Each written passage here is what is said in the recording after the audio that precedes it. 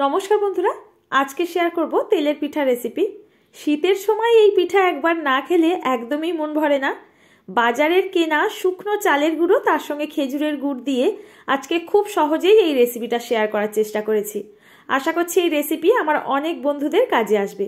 যারা একদমই এই তেলের পিঠাটা বানাতে গিয়ে অনেক অসুবিধার মধ্যেই পড়েন, আশা করছি আমার সেই সমস্ত বন্ধুদের ভীষণ কাজে আসবে। সমস্ত টিপস সহ দেখার জন্য এই রেসিপিটি অনুরোধ রইল আপনাদের কাছে। দেখে যদি ভালো লাগে অবশ্যই একটা লাইক করবেন আর কমেন্ট করে রেসিপির মতামত জানাতে ভুলবেন না। ফ্রেন্ড ও ফ্যামিলির কাছে রেসিপিটি শেয়ার করার জন্য অনুরোধ রইল।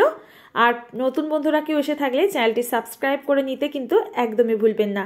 তো চলুন বন্ধুরা শুরু করা যাক আজকের রেসিপি। আশা করছি আপনাদের অনেক ভালো লাগবে। প্রথমেই এর মাপটা কিন্তু সঠিকভাবে নেওয়ার জন্য আমি একটা চায়ের কাপ মাপ করে নিচ্ছি। এখানে দেখুন শুকনো চালের গুঁড়ো আমি নিয়েছি একটা চায়ের কাপ মাপ করে 3 কাপ, আর সেই কাপেরই মাপ করে নিয়ে নিচ্ছি 1 কাপ ময়দা। এই পিঠার সমস্ত উপকরণ একটা বাটি কিংবা কাপে মাপ করে নিয়ে নেবেন। এবার দিয়ে দিচ্ছি স্বাদ মতো লবণ। শুকনো উপকরণগুলোকে প্রথমে আমি খুব ভালো করে দেখুন মিশিয়ে নিচ্ছি। এখানে আর কিচ্ছু লাগবে না, শুধুমাত্র কিন্তু এই কয়েকটা উপকরণে আজকের পিঠাটা তৈরি করে নিতে পারবেন।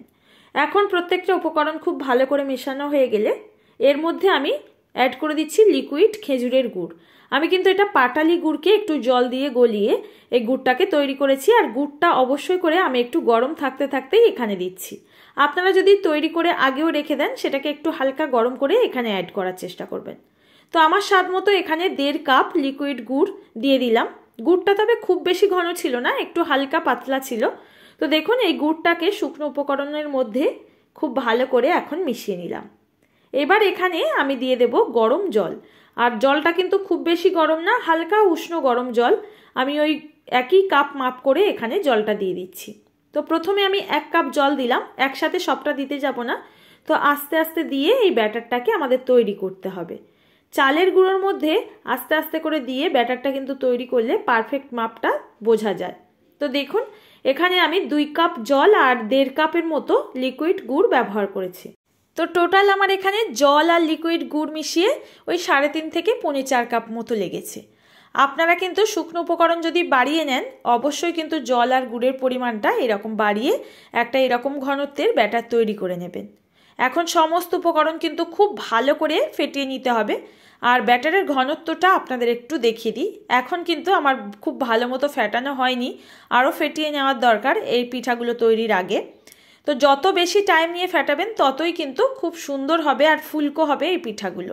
এই ব্যাটারের ঘনত্ব দেখে আশা করছি বুঝতে পারছেন। ব্যাটারটা দেখুন কেকের ব্যাটারের থেকে একটু পাতলা, আবার সরু চাকলি পিঠার ব্যাটারের থেকে একটু গাঢ় ঘনত্বের। এইরকম ব্যাটার হলে আমাদের পিঠাগুলো ফুলকো আর পারফেক্ট হবে। তো এই ব্যাটারটা সাথে সাথে পিঠা তৈরি করব না, 10 মিনিটের জন্য আমরা এভাবে রেস্টে রাখবো। ফিরে আসলাম বন্ধুরা 10 মিনিট পর। ব্যাটারের ঘনত্ব দেখিয়ে দিই আর কতটা স্মুথ হয়েছে দেখুন ব্যাটারটা। এইভাবে যদি শুকনো কেনা চালের গুঁড়ো দিয়ে আপনারা পিঠাটা তৈরি করেন, প্রত্যেকটা টিপস ফলো করে আপনাদের পিঠাও পারফেক্ট হবে। এখন পিঠাগুলো তৈরি করে নেব। আগের থেকে বেশ কিছুটা তেল আমি গরম করে নিয়েছি, আর এই তেলটা কিন্তু হালকা গরম থাকতে হবে, খুব বেশি গরম করা যাবে না। এর মধ্যে এই ব্যাটারটাকে দিয়ে দেব, আর দেখুন আপনারা দেখে বুঝতে পাচ্ছেন কত সুন্দরভাবে এই পিঠাগুলো ফুলে উঠছে। আপনারাও কিন্তু প্রত্যেকটা টিপস ফলো করে এইভাবে এই তেলের পিঠার রেসিপিটা একবার হলেও ট্রাই করে দেখতে পারেন। যে সমস্ত বন্ধুরা একবারও তেলের পিঠা পারফেক্টভাবে বানাতে পারেননি, আমি বলবো আজকের রেসিপি দেখার পর একবার হলেও বানিয়ে দেখুন, আর বানিয়ে যদি পারফেক্ট হয় আমাকে কমেন্টে জানাবেন। আর কে কোথা থেকে দেখছেন অবশ্যই কমেন্ট করতে একদমই ভুলবেন না। আজকের রেসিপি কেমন লাগলো অবশ্যই কমেন্টে জানিয়ে যাবেন। তো দেখুন একটা তেলের পিঠা আমার ভেজে নেওয়া হয়ে গেছে, আর কত সুন্দর ফুলকো তৈরি হয়েছে। একইভাবে বন্ধুরা আমি প্রত্যেকটা তেলের পিঠা এখানে তেলের মধ্যে ব্যাটারটাকে দিয়ে ভেজে নেব। আর এই সময় বলে রাখি গ্যাসের ফ্লেম একেবারে লোতে রেখে দেবেন, তাহলে কিন্তু পিঠাগুলো ফুলতে সুবিধা হবে। খুব বেশি যদি ফ্লেমটাকে আমরা হাই করে রাখি নিচ থেকে আমাদের ব্যাটারটাকে ধরে নেবে, আর একদমই কিন্তু তেলের পিঠাগুলো ফুলতে দেবে না। পারফেক্ট যদি ব্যাটারটা তৈরি হয় বন্ধুরা আমি বলবো পিঠাও কিন্তু প্রত্যেকটা এরকম ফুটবলের মতো ফুলে উঠবে, আর তেলে দেওয়ার সাথে সাথেই আপনা আপনি ভেসে উঠবে। বন্ধুরা কারা কারা এই তেলের পিঠা খেতে পছন্দ করেন আমার মতো অবশ্যই কমেন্টে জানিয়ে যাবেন।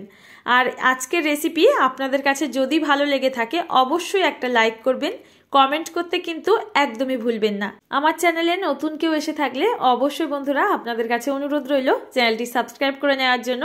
এরকম সহজ রেসিপি দেখার জন্য অবশ্যই নোটিফিকেশান বেলের অল অপশনটা ক্লিক করে নেবেন। সবার আগে সহজ রেসিপির নোটিফিকেশান আপনার কাছে পৌঁছে যাবে। এখন আমার প্রত্যেকটা পিঠা দেখুন এখানে তৈরি হয়ে গেছে, আর দেখতে কত সুন্দর হয়েছে। আপনারাও কিন্তু সহজেই এই পিঠাটা ঝটপট বানিয়ে ফেলুন বাড়িতে। আর এখন একটা পিঠা ভেঙে দেখিয়ে দিই কতটা ফুলকো হয়েছে ভেতর থেকে, দেখুন একেবারে পারফেক্ট পিঠা। আপনারাও বানাতে আজকের রেসিপি ফলো করে একবার হলেও দেখতে পারেন। আশা করছি আপনারাও প্রথমবারেই সাকসেস হবেন। আজ তাহলে বন্ধুরা এখানে বিদায় নেওয়ার পালা। দেখা হবে আবারও সহজ কোনো রেসিপির সঙ্গে। ততক্ষণ সবাই ভালো থাকবেন, সুস্থ থাকবেন। ভিডিওটির সঙ্গে এতক্ষণ ধরে থাকার জন্য আপনাদের অসংখ্য ধন্যবাদ।